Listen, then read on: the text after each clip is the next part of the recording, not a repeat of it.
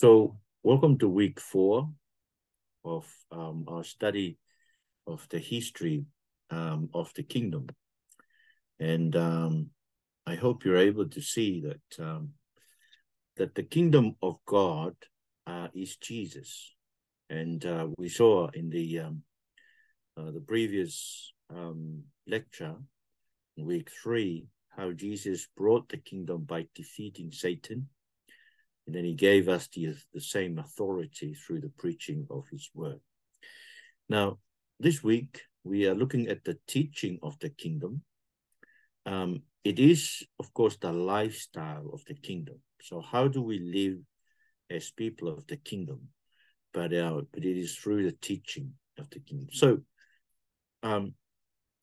the kingdom must be preached. Now, before we continue, the question we'll be dealing with, that is the question you have to answer is, what is the main difference between the teaching of the kingdom of God and our experience of life?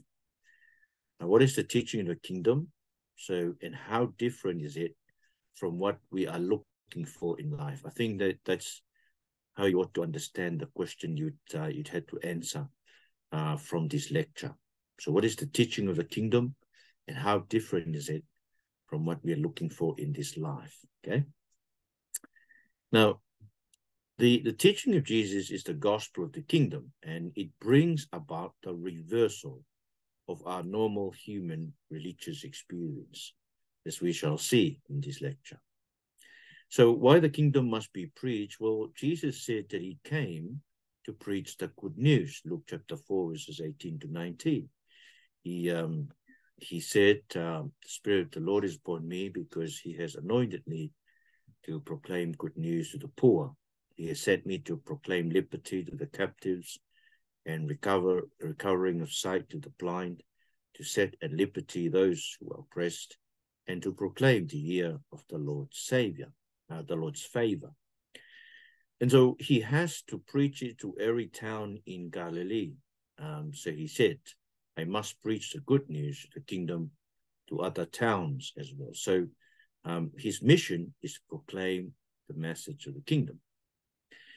And through the proclamation of the kingdom, the people of the kingdom is gathered. So his new family, the kingdom family, are the people who do the word of God. Luke chapter 8 and verse 21, he answered, my mother and my brothers are those who hear the word of God and do it. So if you do the word of God, you're like a building. You're like a man who's building, Luke 6:49, the one who built a house on the ground with a foundation. 48, like a man building a house who dug deep and laid the foundation on the rock. And when the flood arose, the stream broke against the house and could not shake it because it has been well built. So this is what the people of the kingdom are like. They're like people building their house on solid foundation. And the people of the kingdom family of Jesus, they are the blessed people. See, blessed, Luke 11:28.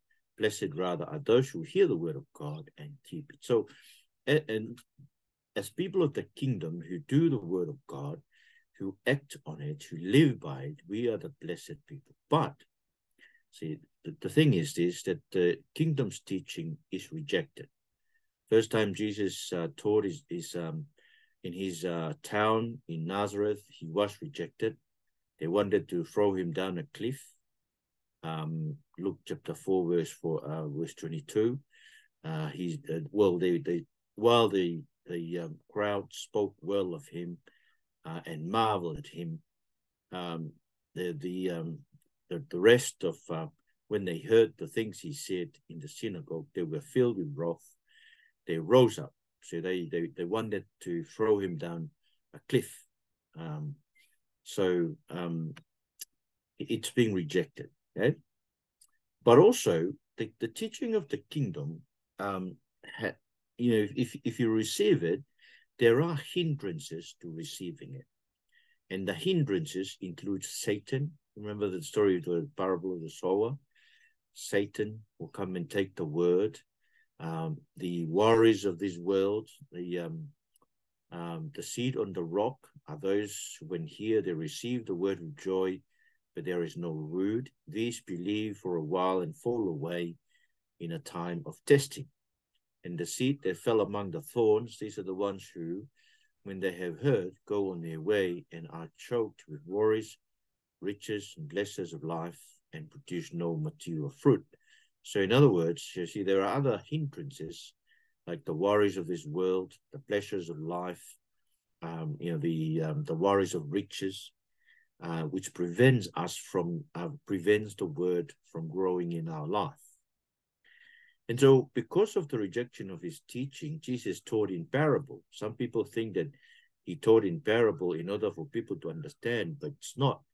Jesus said, to you has been given the secrets of the kingdom of God, that is to the disciples, to those who are following them.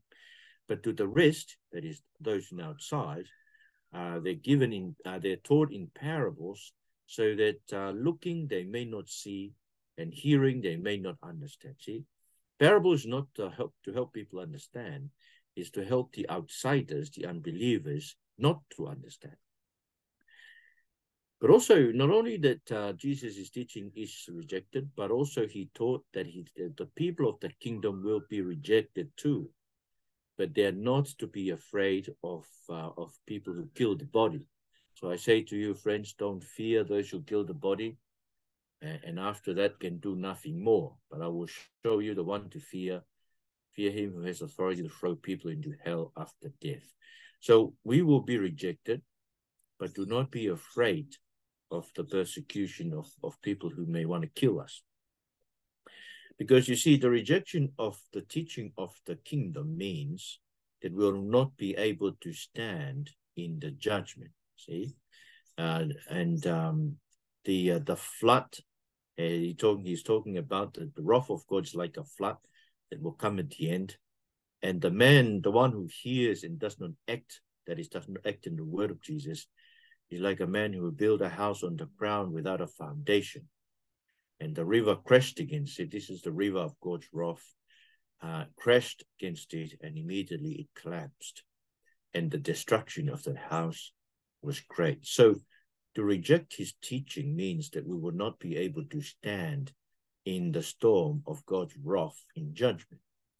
In fact, the rejection of Jesus' ministry fixates that the condemnation of those towns like Chorazin and Bethsaida and Capernaum, towns where his miracles were performed, because they remain unrepentant. Jesus said in Luke 10, verses 13 to 16, that on the day of judgment, the Tyre and Sidon, if they had heard if they had seen what was done in Chorazin and Bethsaida, miracles that were done there, Tyre and Sidon would have repented. In fact, it would be more tolerable for Tyre and Sidon at the judgment than for you. So for those who have seen and heard the gospel but continue unrepented, there is no escape from God's judgment. In fact, in Luke 11:32, he says, the men of Nineveh will stand up the judgment with this generation and condemn it, because they repented at Jonah's preaching. And look, something greater than Jonah is here. So Jesus is greater than Jonah, but Nineveh, they repented when Jonah preached in there. So the rejection of Jesus' teaching means condemnation in judgment. So we must, the way we live as kingdom people, we live by the teaching of Jesus and the word of God. Now, the authority of the word of God is authority over the devil and over nature. So, in other words, there is authority, there is power in the teaching of Jesus. The reason why it doesn't work in our lives is because of all these other hindrances that are in us, in our rebellion. But see, the kingdom's teaching has authority over Satan. Remember in Luke chapter 8, verse 32, A large herd of pigs was there feeding on the hillside. The demons begged Jesus to permit them to enter the pigs. So the authority, Jesus has authority over demons. The word of God has authority over demons. And we are given that authority also when we preach the gospel, as in Luke chapter 10, verse 17. That is when the 72 people that were sent off by Jesus in the mission of proclaiming the kingdom, when they returned with joy, they told Jesus, Lord, even the demons submit to us in your name. Not only Jesus, the teaching of Jesus has authority over demons, it also has authority over nature. Remember how he calmed the storm? So the teaching of Jesus is very powerful. It also has authority to forgive sins. Luke chapter 5, verse 24. Remember that lame person whom Jesus said, your sins are forgiven. And the Pharisees and them were wondering why, is he saying that? Because he is blaspheming. Only God can forgive sins. And then Jesus said to them, but so that you may know that the Son of Man has authority on the earth to forgive sins. Okay? So the teaching of Jesus, the teaching of the kingdom has great authority, and that authority is also given to us to preach the gospel of the kingdom. So it's the same thing that he sent when he sent the 72 disciples out. So for you, the kingdom is given to us to proclaim the gospel of the kingdom. Now, the kingdom values reverse the earthly values. Like this, the way to the kingdom is through the narrow door of personal fellowship with Jesus. So Jesus said that there'll be many people who will come and say, oh, we used to eat with you, we used to hear you teaching on our streets. But Jesus would say to them, depart from me, I don't really know you. See, so those who just come to Lord's Supper and to hear teaching but are not surrendering their life to Jesus, they are not entering in the narrow door. See, to enter the kingdom, we'll have to enter them through the narrow door. And Jesus said that those who are last will be first, and those who are first will be last. See, the first are those who they're probably the Jews. They were the ones who were invited to come to the kingdom, but they refused, you see. And then the last are the Gentiles. See, that's how he reverses it. The first will be last, the last will be first. The last will come to the kingdom because they receive the kingdom, they have a personal relationship with Jesus. They will enter and enjoy Jesus' banquet. And in the kingdom, see, this is another way in which the kingdom reverses the values of this world, is that the kingdom rejoices in a sinner's repentance and not in the number. If one sinner repents, the kingdom, that angels in heaven rejoice more than 99 righteous people who don't need to repent. See, in heaven, in the kingdom, it's more valuable to have a sinner who repents, one sinner who repents, than 99 who don't need to repent. See, and then of course, the kingdom overturns religious traditions. You know how the Pharisees were fasting and John's disciples were fasting. Jesus' disciples did not fast because Jesus says, if you have a true relationship, a living relationship with the bridegroom, that is Jesus, you don't need to fast. You see, fasting is mourning. Mourning because the Lord has departed from you. See? But if you have the Lord all the time, then there is no need for you to fast. Even the Sabbath, see, the Sabbath tradition of the Pharisees, they didn't want to do anything on the Sabbath.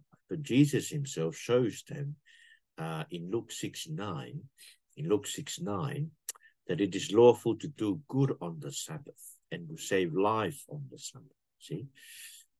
Not only that, but the kingdom value, it the kingdom values the transformation of life and not just the outward practice of righteousness. Remember how he condemns the religious, the Pharisees, because they were doing tithing. See, woe to you, Pharisees. You give a tenth of mint, rue, and every kind of herb, and you bypass justice and love for God. These things you should have done without neglecting to do the others. See, this world, they value how you look on the outside, what you do on the outside. But Jesus said, no, well, the things on the outside is only good if you do the things of the inside, justice and love for God as well. And then, of course, he identifies the leaven of the Pharisees and warns his people against him. See? So that's how he reverses it.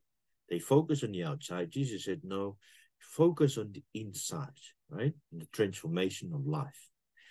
Not only that, but kingdom people don't have confidence in their own righteousness, but we always feel unworthy. You remember, the Pharisee who stood up and was boasting before God about his own righteousness, and then the sinner who stood out and he said, God have mercy on me, a sinner. And then Jesus said, I tell you, this one, the one who's always feeling unworthy, went down to his house justified. See? And even when we've done everything that we're meant to be doing, in Luke 17:10, Jesus said, in the same way, when you have done all that you were commanded, you should say, we're unworthy servants. We've only done our duty. See, we are people who are not confident in righteousness, but we are always feeling unworthy. You see, it's because there is no righteousness in us. Our righteousness is given to us by Christ. Not only that, but also the kingdom is revolted by what this world admires. See, this is Jesus, Luke 16:15. This is Jesus talking to the religious leaders of his time. And he said to them, you are the ones who justify yourselves in the sight of others, but God knows your heart. For what is highly admired by people is revolting in God's sight. You see, the Pharisees, they look good on the outside. They pray long prayers, they preach sermons, they sit in the front of banquets and stuff like that.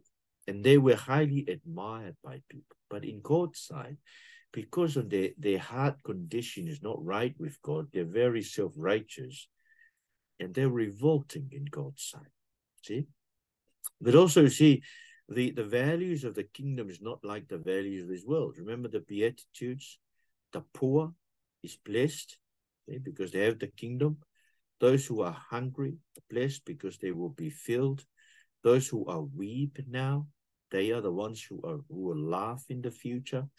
And we are to rejoice when they exclude and insult and slander us because of the name of Jesus. You see, in this world, it's those who are laughing, who are filled, who are eating their fill. They are the ones who are being praised by this world. But in the kingdom, no, it's the poor, the hunger, those who mourn, those who are being persecuted for Jesus. In fact, everyone who exalts himself will be humbled, and the one who humbles himself will be exalted. That's Luke chapter 14, verse 11. Luke 14, verse 11. And so the kingdom's people don't look to be repaid in this life, but in the resurrection. They do a lot of good things in life, but we're not looking for us to be repaid in this life. We are looking for the resurrection of the righteous. You see, this is Jesus who teaching his disciple what to do, on who to invite if they put out a feast.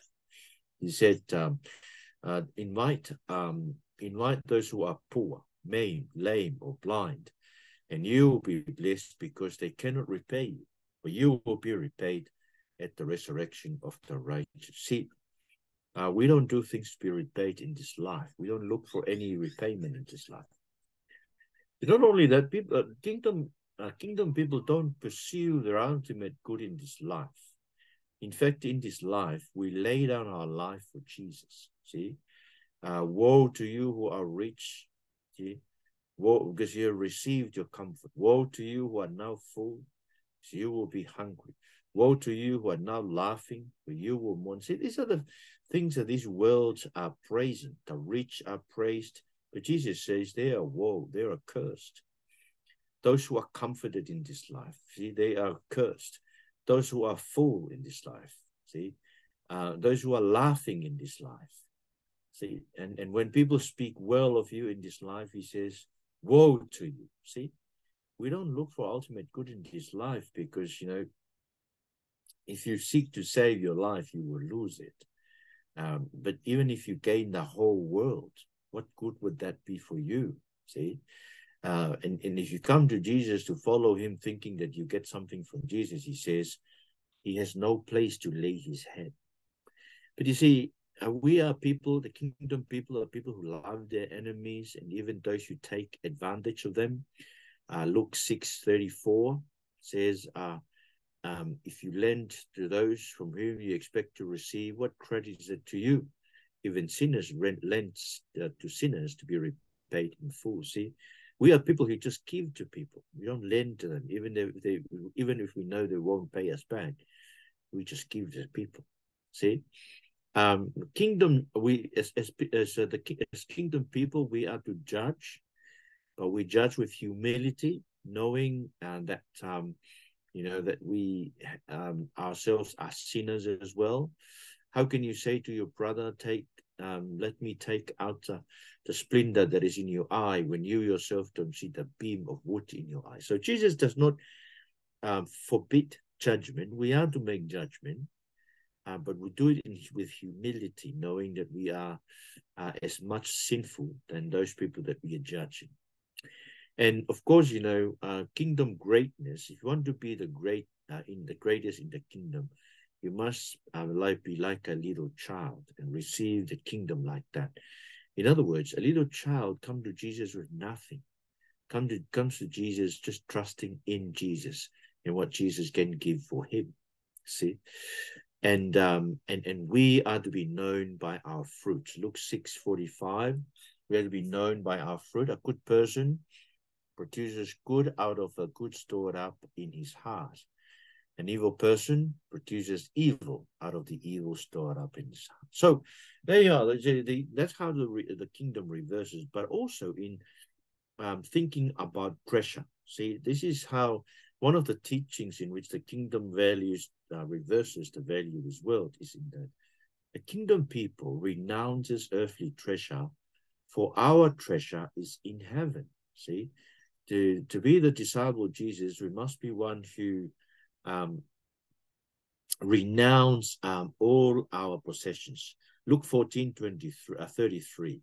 Luke 14:33. In the same way, therefore, every one of you who does not renounce all his possessions cannot be my disciple. See, we are to store up treasure as people of the kingdom.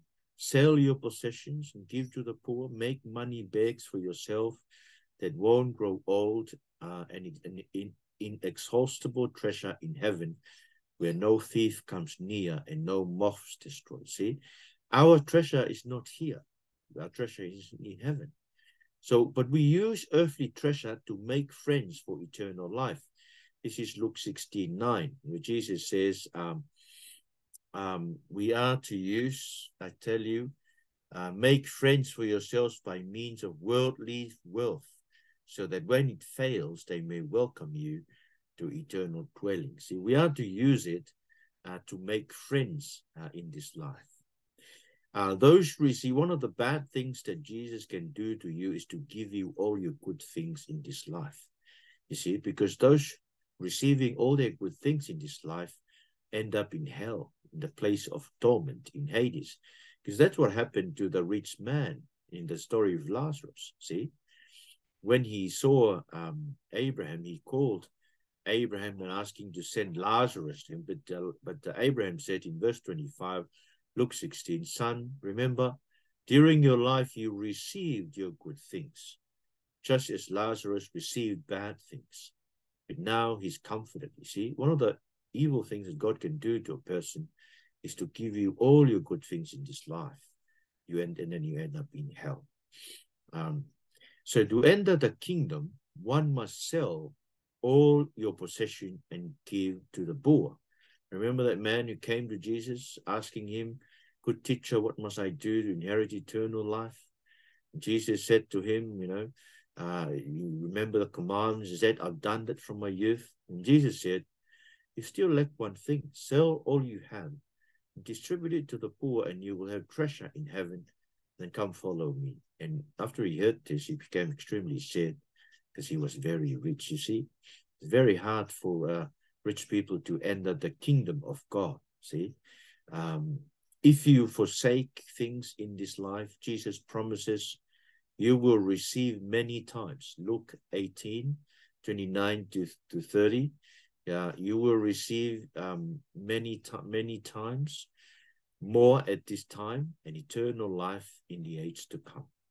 So wealth can only be served with a true heart of repentance. It's not bad to be wealthy, but it has to be with a heart of a person who is totally repentant, like Zacchaeus. Remember Zacchaeus? When he repented, he said to Jesus, "Look, I'll give half of my possessions to the poor, Lord. And if I have extorted anything from anyone, I'll pay back 4 times as much." See, Luke 19, verse 8. That's how wealth should be. So kingdom people don't gather wealth here because our wealth is in heaven. Now, we must remember that there's a special place for Israel in the kingdom. That is because when Jesus in Luke 13 looks at Jerusalem, he says, "See, your house is abandoned to you, but I tell you, you will not see me until the time comes when you say, 'Blessed is he who comes in the name of the Lord.'" So there will be a time in which Israel, the offspring of Abraham through Isaac and Jacob and Judah, they will look up to Jesus and they will believe in him.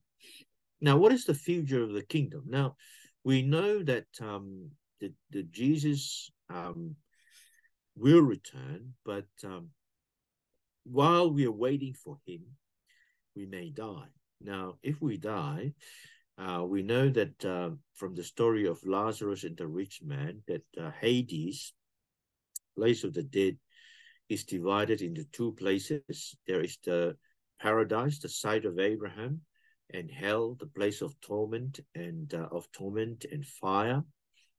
Those who receive, there's a great chasm dividing them. Those who receive all their good things in this life, they end up in hell. Those who receive bad things in this life, they end up in paradise. And there's no crossover in death. When you die, that's the end. Those in the place of torment in hell wants to warn us in this life not to come there. But they are told by Abraham that if they don't listen, this is Luke 16:31, if they don't listen to Moses and the prophets, they will not listen even if someone comes back from the dead. Now, the kingdom comes in the future. So if we die as kingdom people, we will go to be with Abraham and Lazarus in the place in paradise. And there we will wait for the kingdom. Now, the kingdom comes in the future in the day of the Son of Man. Now, on that day, when the Son of Man is revealed, Jesus said it will be like in the days of Noah, Luke 17:26. Just as it was in the days of Noah, so it will be in the days of the Son of Man. People went on eating, drinking, marrying, and being given in marriage until the day Noah boarded the ark, and the flood came and destroyed them all. It will be the same as it was in the days of Lot. People went on eating, drinking, buying, selling, planting, building. But on the day Lot left Sodom, fire and sulfur rained from heaven and destroyed them all. It will be like that on the day the Son of Man is revealed. You see, that is, no one will be prepared for it. See, no one will be really prepared. We are people who are prepared. The way we prepare us, of course, is that we are people who are constant in prayer, that we are people who have a living relationship with Jesus, right? No one will be really prepared because everyone will continue on buying, selling, planting, building.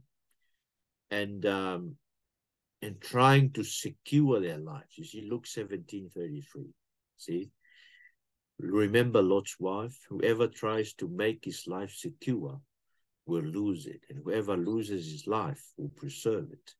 See, because we try to secure our lives, we will lose it. We lose our life for Jesus, we will get it. Did you see? What shall we do then as we wait for Jesus to come? Well, it's there in Luke 18, verse 1. Luke 18, verse 1, Jesus he told a parable on the need for them to pray always and not to give up. And then he told a parable of the unjust judge. The widow kept coming to him to do him justice, but eventually he did it. But he didn't really want to do it. And then he says in verse 6, Jesus says, listen to what the unjust judge says. Will not God grant justice to his elect who cry out to him day and night? Will he delay helping them? I tell you that he will swiftly grant them justice. Nevertheless, when the Son of Man comes, will he find faith on earth? That is, will he find us still praying, still relying upon him? See, we are people who are supposed to wait and pray for the Lord Jesus to return. That's the life of the kingdom people for now as we wait for Jesus. Lord, we pray that you make us prayerful people. Thank you that you have given us your kingdom through faith in Jesus.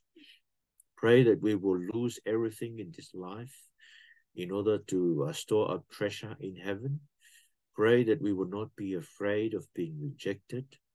Pray that we will help us, Lord Jesus, to see that the values of the kingdom is the reverse of the values of this world. What this world admires is revolting in the kingdom. So I pray that you help us, Lord Jesus, to be humble, help us to be thankful, help us to live our lives like a child, relying upon you for all the good things that we have in life. And we ask this in your Son's name. Amen. Amen. Marvel. Thank you. Amen. Yeah. Is there any question? Any question? Yeah. I was just thinking about the chasm. I had two things, the chasm and like paradise. Yeah. So I was thinking of the chasm that when the rich man and Lazarus, the rich man that died, he could see Abraham in them somehow. Yeah. Oh, So there's a chasm. You can't walk. So there's no, you know how people believe that even after death, you can still change your destiny. There's a Roman Catholics, I think they believe in purgatory. Oh yeah, like purgatory. There's no crossing over. Yeah. You can see people in hell, they can see you in paradise, but there's no crossing over. And I think that's the chasm. I see. So when you die, it's over. See, I think that's what Jesus is basically saying. The only opportunity for us is life. That's our only opportunity to make sure that we ourselves are destined to eternal life. See? What was your other question, Teresa? About paradise. So when we die, we go to a place to wait, right? Yes. Until the kingdom comes. Okay. Yeah. So that's paradise. I was telling the other class that I do believe that when Jesus died and was raised, he took paradise to heaven. And that's why John in Revelation 7 saw the victors, those who are standing in heaven wearing white robes. Because, he was asked, who are these people and where they came from? And John said, only you knows. And the guy from heaven said, these are those who came through the great affliction and have washed their robes in the blood of Jesus. So yes, we will go to be there, in paradise, in the presence of the throne of God, in the throne of the Lamb, in heaven. Paul says that we will go to be with the Lord, which is by far better. So we will be people who, yes, we will be thankful to God for all kinds of things to keep our lives here, like dialysis and treatments and things like that. Yeah. But we will always be looking forward to living, to being there in paradise, to being with Christ, because it is by far better than this one. See, in there'll be no treatments for cancer because there'll be no cancer. There'll be no dialysis because you don't need a kidney. You would live with Jesus. Yes, but we will be there until the return of Jesus. So this is why a lot of people are calling a place where we go, heaven, as the intermediate state. I don't like to call it that because I believe it's the resurrection state. When Jesus, when Jesus answered the Sadducees, asking him about those 7 brothers who married the woman, and then afterwards he said, but regarding the resurrection of the dead, then he says that God is the God of the living, because he said, I'm the God of Abraham, Isaac, and Jacob. So in other words, Abraham, Isaac, and Jacob are in their graves. Their bodies are there in the graves, right? Yeah. But they are alive with God. And so it will be the same with us. Our bodies will be put in the grave, but we will be resurrected spiritually, and we will be with God and with Jesus until Jesus returns. And then we will be given a resurrection body, okay? And with the resurrection body, we will live with Jesus and God and the rest of the believers in the new creation. So ultimately, our final destiny is the new creation. But in death, we go to be with the Lord, says Paul. Now, it's very important because I think the Seventh-day Adventists, they're doing a lot of evangelization around the world, and especially in the Pacific. They don't believe that they believe that we just die and we sleep in the grave and wait for Jesus. See? But Paul clearly says in Philippians 1, he wants to depart and to be with the Lord. And then in 2 Corinthians 5, he says, I want to be out of the body and to be with the Lord. Okay? And even Jesus said to the thief on the cross, today you will be in paradise. So there are clear indications and certain indications in the scriptures that we die, the believers die, and we go to be with the Lord, and we wait with the Lord, right? It's an existence with Jesus, the risen Jesus. We will live with him until he returns, and then we will return with him to be given our resurrected bodies, and then to live with him forever in the new creation. Thank you, Pastor. Yeah, there are. I think the Jehovah Witness, they try to distinguish between paradise and heaven, but and they said that paradise is hell. That is, we all go to hell and we wait in hell until Jesus returns and will take the 144,000 people, and they're the only people who be saved. Okay? But you got to be careful because, I think Paul says that he went to paradise in the third heaven. So the paradise, and even in Revelation, Jesus promises to the victors will go to paradise with him. So there is, paradise is heaven. So paradise is the place where we go when we die, right? And then when Jesus returns, we will be in the new creation. Thank you. That's a good question, because I think we should, because of the sufferings in this world, we should be looking forward to what God is preparing for us. Yes. Okay, I hope you all got the questions that you'll be answering for this lecture. You got it? Yeah. So, Marvel, as we do it, can we just